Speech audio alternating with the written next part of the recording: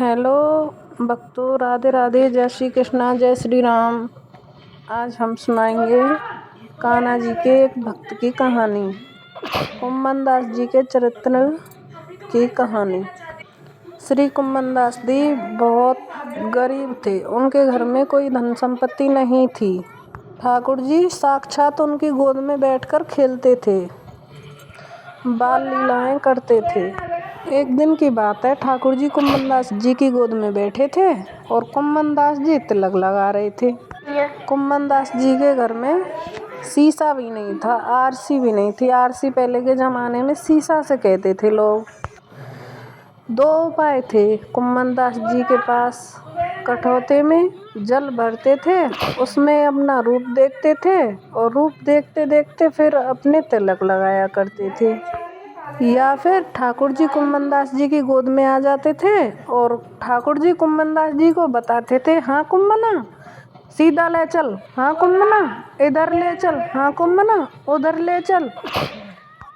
ठाकुर जी कहते, हाँ कुम्मना लगो ने को नीचे तो घुमाए दे आए, ने को लम्बा सो कर ले बीच में ते, हाँ कुम्मना लगो लगो लगो लगो ने को बीच में एक बिंदी और रख ले।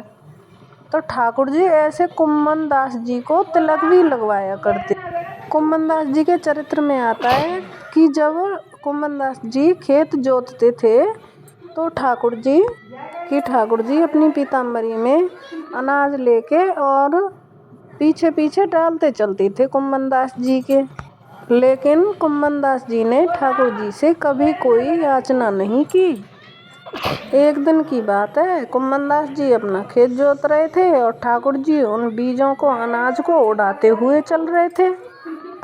इतने में ही मंदिर का घंटा बजा और जोर जोर से जैसे ही घंटा बजने लगे, जैसे ही कुम्मन दास जी ने हल छोड़ा, कुम्मन दास जी हाथ पैरों पर जल डालने लगे और हाथ पैरों को धोने लगे, पैर धोने लगे, मुख पोंछा और तुरंत मंदिर की तरफ भागने लगे। ठाकुर जी बोले कुम्मन से, ए कुम्मना कहाँ जा रहा है? ठाकुर जी बोले, तू भी कुम्मना बड़ो बावड़ो है, मैं तेरे साथ यहाँ खेत में खड़ा हूँ और तू जा रहा है के मंदिर। मैं तेरे साथ हल जुतवा रहा हूँ और तू भाग रहा के मंदिर को जा रहा है। कुम्मन दास जी बोले, जय जय, यहाँ तो आप अपनी इच्छा से आते हो, कल आओगे इसका कोई प्रमाण थोड़ी है। कल मुझसे कोई अपराध हो गया, आज मुझसे कोई अपराध हो गया तो क्या पता आप मुझसे मिलना ही छोड़ दो। पर मंदिर में तो आपको आचार्य ने बैठाया है, इसलिए मंदिर से कहाँ जाओगे आप। इसलिए मैं दर्शन करना नहीं छोड़ सकता। मंदिर में तो आप हमेशा विराजोगे और आज आप यहाँ पर हो, कल नहीं हो, आपका क्या पता। मुझसे कोई गलती हो जाए, आप ना आओ यहाँ पर। ठाकुर जी संग रहते थे कुम्मन के, फिर भी कुम्मन दास डेली मंदिर दर्शन करने जरूर जाया करते थे। कभी ठाकुर जी से ये याचना नहीं करी कि मेरे घर को समृद्ध बना दो, कभी मेरे घर में ये बना दो, वो बना दो। एक दिन कुम्मन दास जी की गोदी में ठाकुर जी बैठे थे तो कुम्मन दास जी की दाढ़ी से खेल रहे थे ठाकुर जी। तो ठाकुर जी ने विचार किया कि कुम्मन दास जी के घर में बड़ी दुर्लभता है, मैं किसी राजा के मन को चेताता हूँ कि वह राजा अपनी आधी संपत्ति कुम्मन दास जी को दे जाए।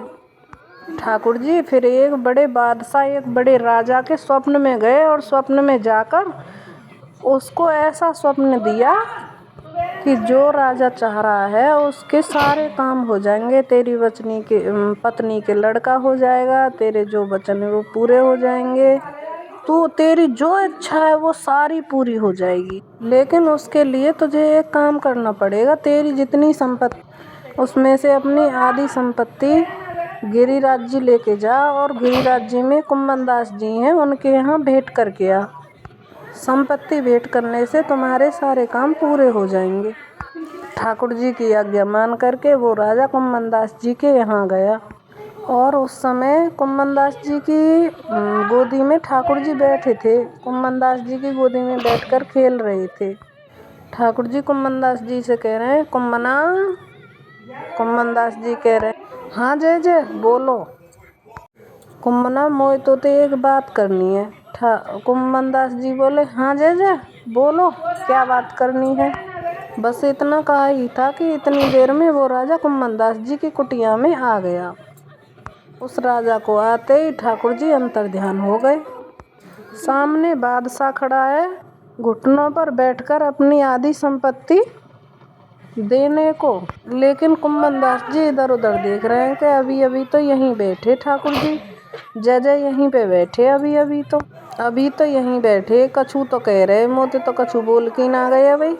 राजा ने चरणों में प्रणाम किया कि भगवान आपकी आज्ञा हो तो मैं आपको आपकी कुटिया में कुछ धन संपत्ति रखवा दूं, मैं आपको कुछ सामान दान करने के लिए आया हूँ।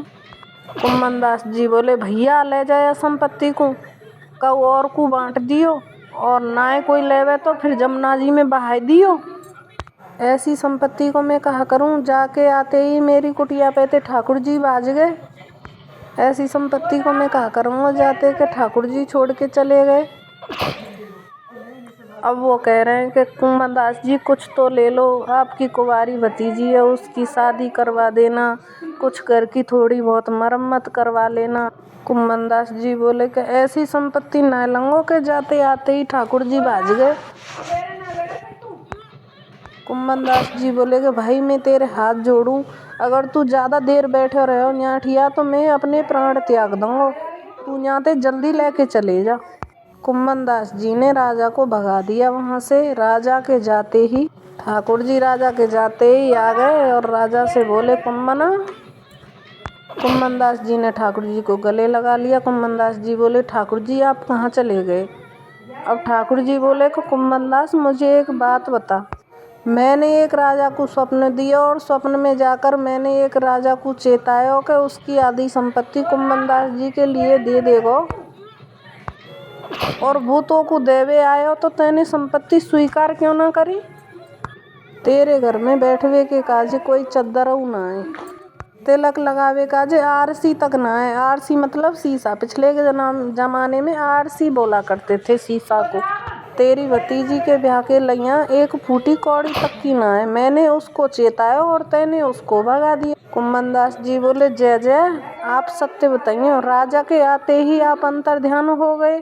अब जय जय तुम सही से ही बताइए, राजा जितनी संपत्ति लेके आए हो अगर मैंने वो अपने घर में स्वीकार कर ली होती, फिर आपको ये लगता कि कुम्मन दास अब तो भैया अपना घर बना ले, वो अब तो संपत्ति है गई कुम्मन दास पे, तो जय जय आप आते लौट करके। मैंने उस संपत्ति को स्वीकार नहीं किया तो आप लौट कर आ तो गए। यह मेरा सौभाग्य है कि मेरे ठाकुर जी दोबारा से प्रकट हो गए। आपको लगती कि भैया यहाँ पे तो सुख समृद्धि हो गई, अब ये अपनी गुजर बसर अपने आप कर लेगो। लाचार बालक को बार बार माँ क्यों ध्यान देती है, इसीलिए ध्यान देती है। वो बालक चलने लग जाए, फिरने लग जाए, बोलने लग जाए तो उस बालक पे माँ कोई ध्यान देगी। आपको ये कहानी अच्छी लगे तो चैनल को लाइक कर देना, सब्सक्राइब कर लेना, शेयर कर देना और कमेंट में राधे राधे लिखना ना भूलना। राधे राधे, जय श्री कृष्णा, जय श्री श्याम।